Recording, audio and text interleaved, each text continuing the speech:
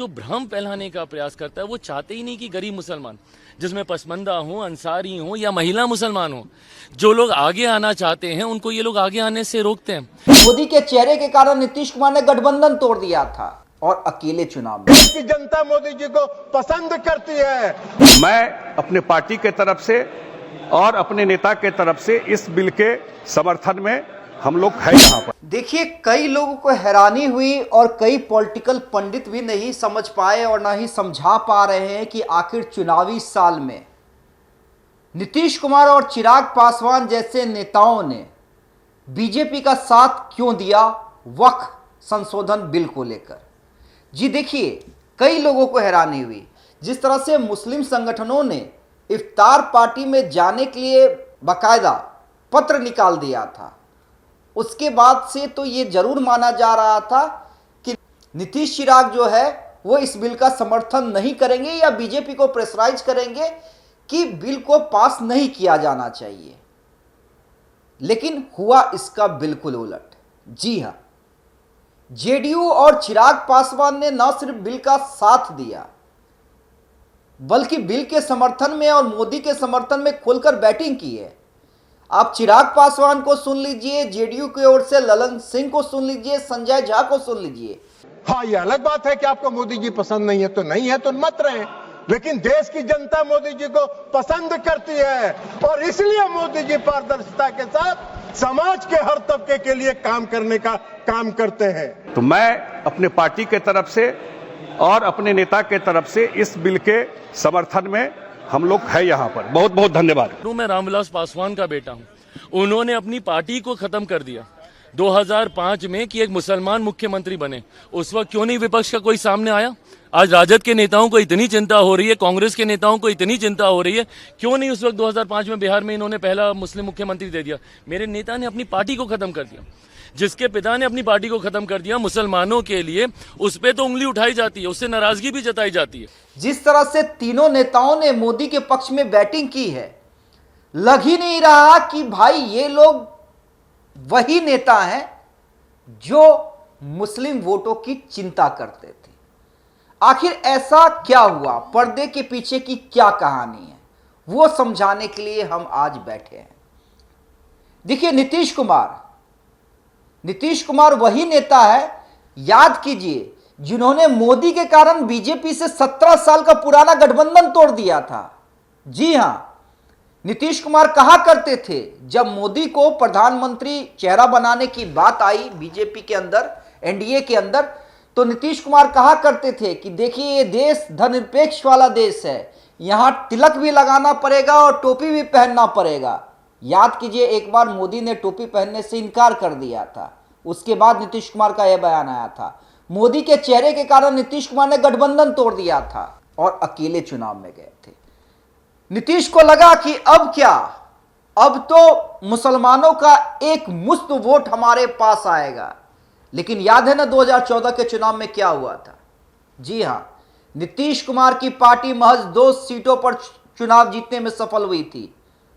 बाकी सीटें नीतीश कुमार हार चुके थे, जबकि बिहार में उस समय नीतीश कुमार की छवि विकास पुरुष और सुशासन बाबू की हुआ करती थी। नीतीश कुमार का दिल टूट गया, उन्होंने मुख्यमंत्री पद से इस्तीफा दे दिया, जीतन मांझी को मुख्यमंत्री बना दिया। नीतीश कुमार ने मुस्लिमों के लिए बहुत काम किए हैं, लेकिन कभी भी आप कह सकते हैं कि 2010 में कुछ मुस्लिमों का वोट नीतीश कुमार को गया था, लेकिन उसके बाद कभी ऐसा लगा नहीं कि मुस्लिमों का एक मुश्त वोट नीतीश कुमार को गया। एक मुश्त छोड़िए, बहुत बड़ा चंक भी, बहुत बड़ा हिस्सा भी वो काटने में विरोधी दल से सफल रहे, ऐसा भी नहीं हो सका। यही स्थिति चिराग पासवान की है। आप याद कीजिए, और ये चिराग पासवान बिल्कुल सही कहते हैं, जब सत्ता की चाबी रामविलास पासवान के पास हुआ करती थी तब उन्होंने क्या कहा था? नीतीश कुमार भी कह रहे थे कि रामविलास पासवान हमारे साथ आ जाए, हमें समर्थन दे दे। लालू प्रसाद यादव भी कह रहे थे कि रामविलास पासवान हमारे साथ आ जाए, हमें समर्थन कर दे। और रामविलास पासवान की एक ही शर्त थी कि किसी मुस्लिम को सीएम बनाइए, हम समर्थन करने को तैयार हैं।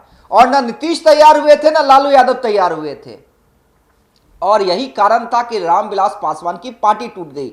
और इसी बात को बार बार चिराग पासवान याद दिलाते हैं मुस्लिम संगठनों को कि आप किसका विरोध कर रहे हैं, मैं रामविलास पासवान का बेटा हूं, आप ही लोगों के कारण मेरे पिता ने अपनी पार्टी को कुर्बान कर दिया था। तो देखिए, इन नेताओं को अपनी छवि की चिंता रही है, लेकिन कभी वोट जो है ना एलजेपी, क्योंकि उस समय एलजेपी ही हुआ करती थी, आज एलजेपी दो भागों में बंट गई है, ना कभी मुसलमानों का एक मुश्त वोट उस पार्टी को गया है, ना कभी जेडीयू को गया है। यह वोट बिहार के अंदर खासकर आरजेडी का माना जाता रहा है। जी हां, MY समीकरण, मुस्लिम यादवों का समीकरण। तो नीतीश और चिराग इस बात को लेकर कन्विंस थे कि अगर वो बीजेपी के साथ वैसे भी है तो मुस्लिमों का वोट उनके पक्ष में आएगा नहीं। हालांकि 2023 में जातीय जनगणना को देखें आप, 17% से ज्यादा मुस्लिम आबादी है यहां पर, 47 सीटों पर यह प्रभाव डाल सकती। लेकिन नीतीश कुमार को देखिए, जो पर्दे के पीछे की कहानी है, नीतीश कुमार और चिराग पासवान को अमित शाह ने एक बात समझाया और समझाने में सफल हुए कि इस बिल को लाने से मुसलमानों का जो एक धरा है, जो गरीब मुसलमान है जो पासमानदा मुसलमान है, वो हमारे साथ आ सकते हैं। जो बिल में मसौदा है, जो बिल में कहा गया है, और जब ये बिल पढ़ा गया, जब ये बिल देखा गया, तो वाकई जेडीयू को भी लगा, चिराग पासवान को भी लगा, हाँ ये बात सही है, ऐसा हो सकता है। और चुनावी साल में अगर इसे साध लिया जाए तो क्या गलत है। बिल में जो कुछ पॉइंट्स थे उसको लेकर अनकंफर्टेबल भी थी जेडीयू और चिराग पासवान, तभी ये बिल जेपीसी में गया और जेपीसी में जो सुझाव दिए गए जेडीयू और चिराग पासवान के द्वारा, उसे बीजेपी ने स्वीकार कर लिया।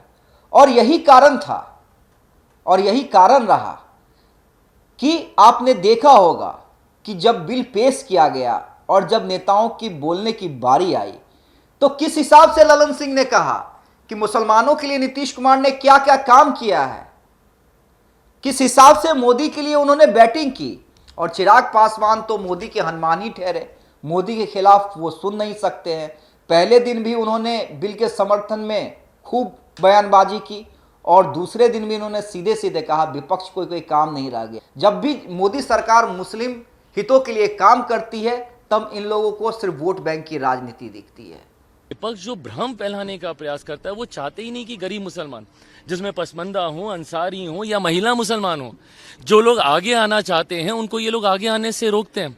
इससे पहले भी सीए के वक्त क्या हुआ था, यही भ्रम फैलाया गया था ना। तो हम यहां पर आज आपको बैठे थे ये मायने समझाने के लिए कि चुनावी साल में नीतीश कुमार और चिराग पासवान जैसे नेताओं ने इतना बड़ा रिस्क क्यों लिया। बहुत बहुत धन्यवाद।